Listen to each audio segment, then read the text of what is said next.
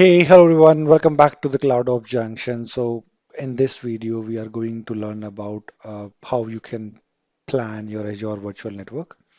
It's a crucial step if you are designing a secure and scalable and effective cloud architecture in Azure. So, we will cover the naming strategy, region selection, segmentation, security, connectivity, and much more.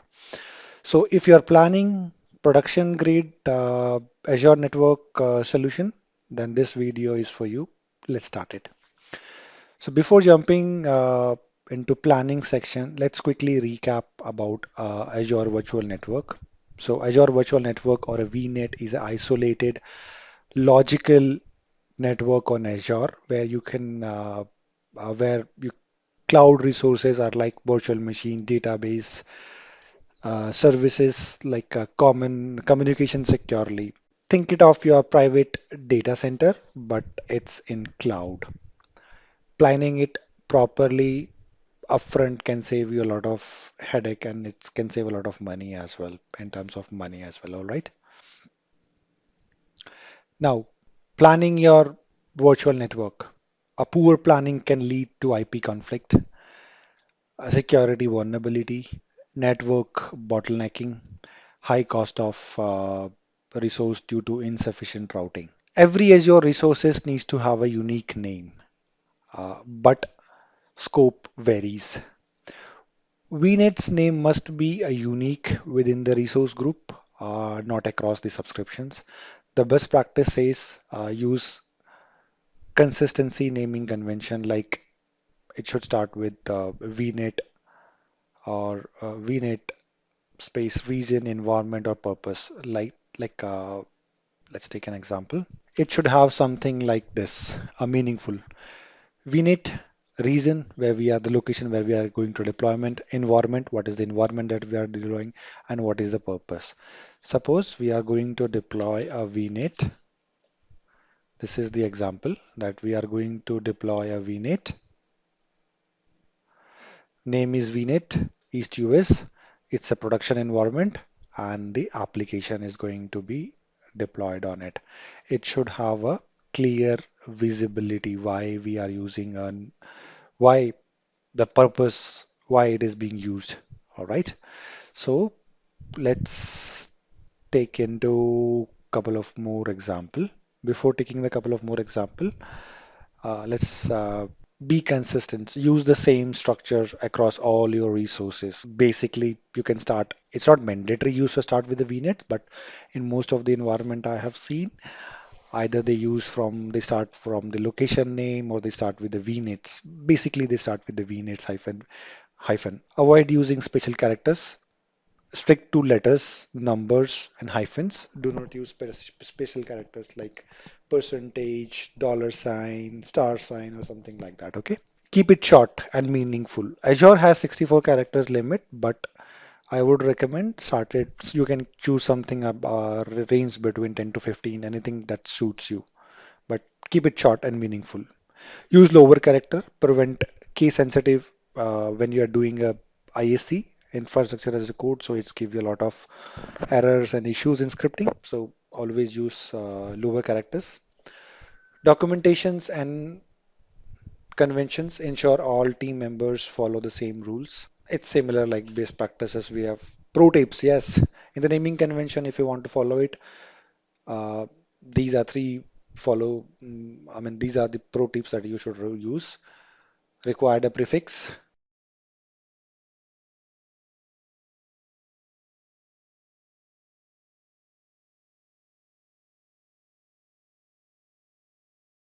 reduce reduce human error and maintenance in compliance. All right. Now let's take an example that suppose you are deploying a VNet, how you can deploy it for three environment. Like we want to deploy it in production, dev, and test, then how it could be. So this is an example. I wanted to deploy a VNet. This is the purpose. I wanted to deploy a VNet in production. VNet, it should be on East US. Second, I want to deploy the VNet for the deployment. It's a VNet and it in West US. Third is test subnet in Europe. Now, the naming convention best practices. VNet hyphen prod because it was a production.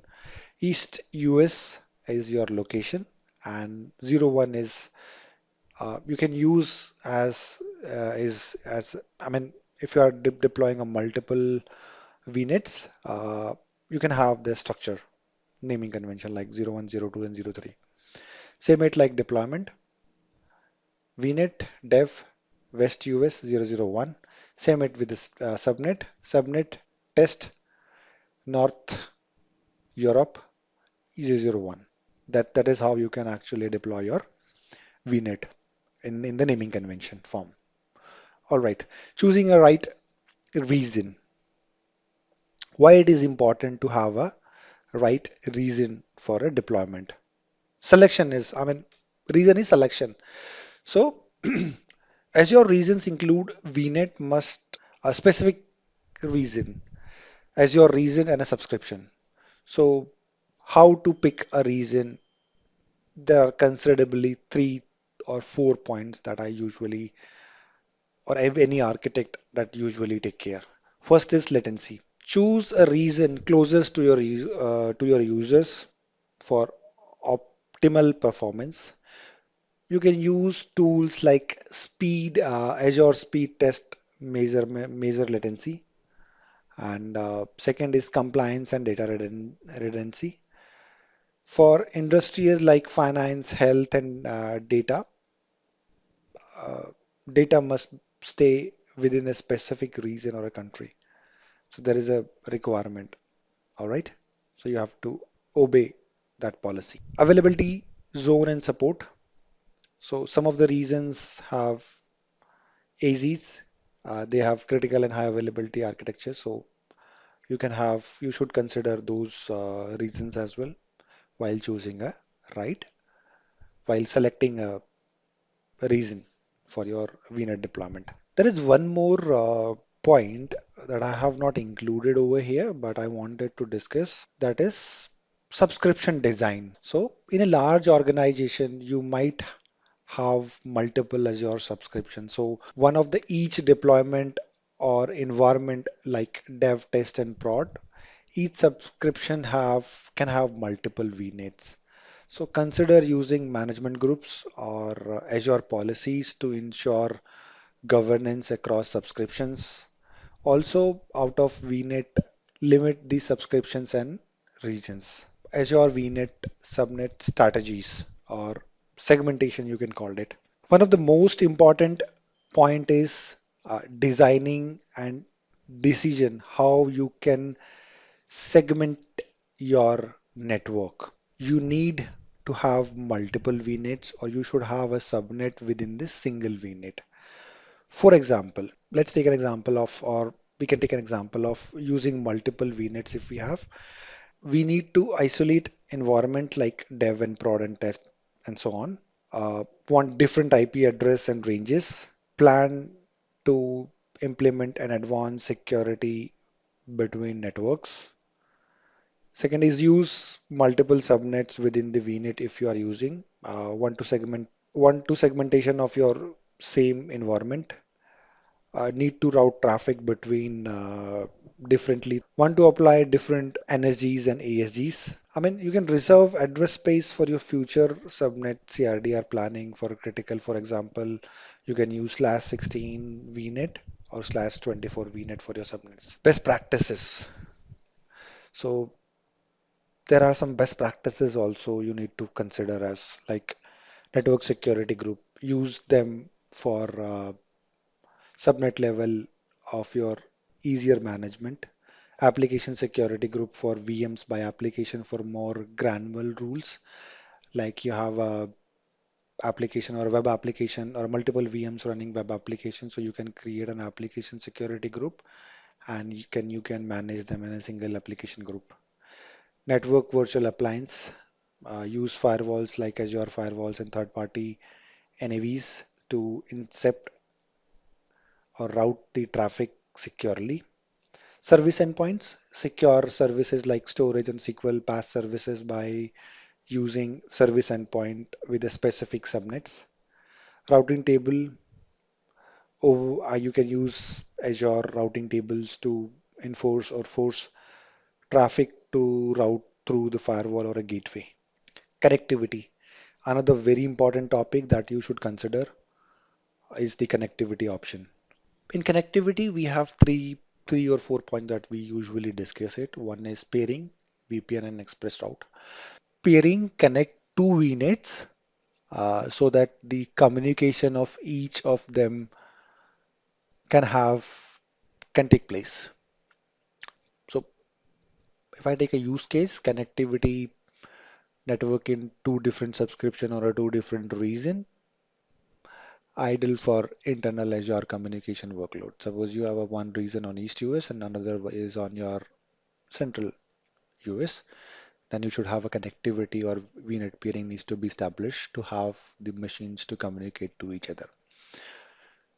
Now there is a benefit also. It's a high speed and a low latency connectivity.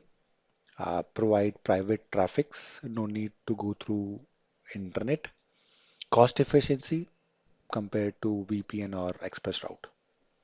If you want to have your internal network to connect to each other, VNet peering is the best option. Now, VPN gateway, uh, what it does? First question, create a secure encrypted tunnel between your on-prem network via Azure Internet or site-to-site VPN. Use case, if I would say, connect your on-prem data center to your branch office, that is which is on Azure, or hybrid cloud scenarios where some of your resources are on-prem. If I talk about benefits, easy to set up, quick setup, cost efficiency, low to medium traffic. If you have, you can use the VPN gateway. There is a limitations also in VPN gateway. Performance depend on internet reliability and bandwidth, what kind of bandwidth here you are using. ExpressRoute, uh, what it does, it's provide a private and dedicated connectivity between on-prem network and Azure bypass that public subnet. Use case, enterprise and high throughput, low latency, sensitive workload. If I talk about the benefit, more reliable, very fast network, more secure than VPN, can be integrated with MPSL and WAN. Co-location is also provided. Limitation, if I talk about, I only the only consideration that I will take in place is it's very expensive, high cost, and also it take little extra time to set up rather than the VPN and other things. Those are very easy to set up. Important points that I want to discuss on connectivity is you can't connect, or you can't peer or connect VNet if overlapping IPs there is a range. This avoid routing conflict and ensure smooth communications. All right. I have a small snippet about the differences. Let me. So this is that snippet.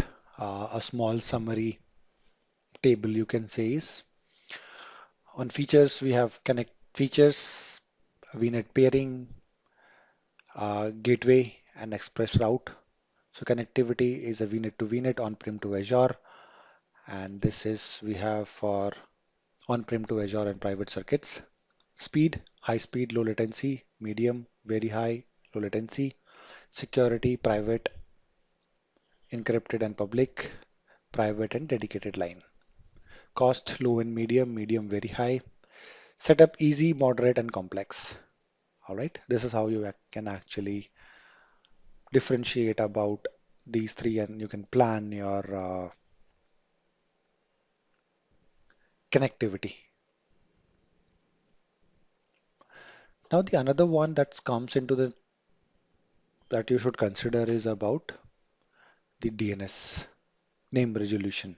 So, while dealing with Azure Virtual Network, the name resolution, conventional host name to IP address, is important for inter-resource communications.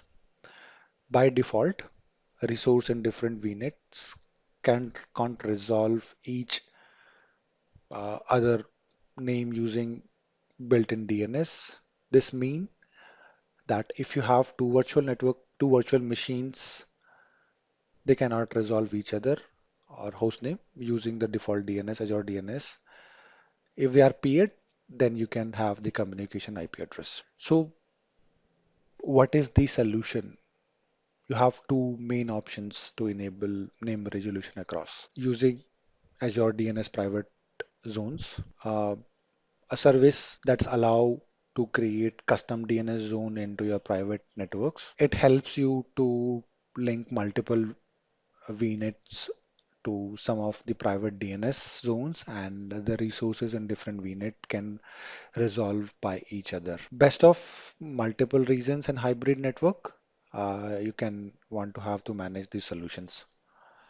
So if I take an example, so create a private DNS zone called internal.contoso.com and VNet link on East US and Europe. Now the VM on East US can resolve the that IP address from West Europe as well. Second is deploying a custom DNS server, a VM on on-prem DNS server running DNS services like Windows DNS traditional way. Configure your own DNS record and manage resolutions manually or forward the DNS to appropriate destination. Highly customized environment and integrated with your on-prem Active Directory and DNS. This is what we can do it. Now, what does it matter? Hybrid setup or plus on-prem. Now, let me share you a small. So now this is also the scenario. Same VNet, default DNS can work, private DNS can also work, and custom DNS can also work. Peer network does not work, private DNS work, custom DNS work. Hybrid, default DNS does not work, private DNS forwarding work, and custom DNS work. It based on the architecture, how you have designed. That's how it picks, or that's how you have to design it. After it, the last point that comes into our mind is governance. So Azure governance is a set of mechanism or process used to maintain or controlled over your Azure resources and ensure they are deployed, managed, and operated according to your organizational need or organization standard and compliance requirement. And Azure policy, what is Azure policy? Azure policy is a key tool in Azure governance. It's allow you to create and assign managed policies that enforce specific rules or effect on your Azure resources. These policies can help to ensure resources that stay compliant with your organization requirement without requiring naming manual check. So why we should use policies? First is it's ensure compliance, security, and operational business standard. It maintain consistency across your environment, automatically audit and enforce the rules. It's a cost-effective solutions as well. All right. So uh, by the policies, we can restrict the VNet creation with a certain reason. We can we can create allow and deny rules. Required tagging for the cost management. We can allow and we can create a policies for tags and we can manage the cost. We can create a policies with the allowed or allowed. We can create a policy to ensure that energy is for all subnet. So the common Azure policies effect in three ways, in four ways. One is deny. Denies is preventing resource to create or update, uh, violate the policies. One is audit. Audit is log on non-compliance, but it does not block the actions. Append is missing tags for settings and resources.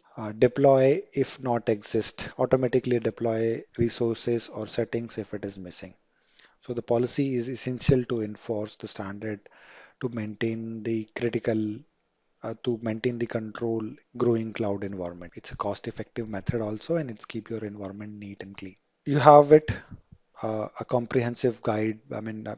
So that is what all it. So we have discussed about the planning Azure Virtual Network, how you can deploy it, first workload in your Azure, plan a strategy, you can do it.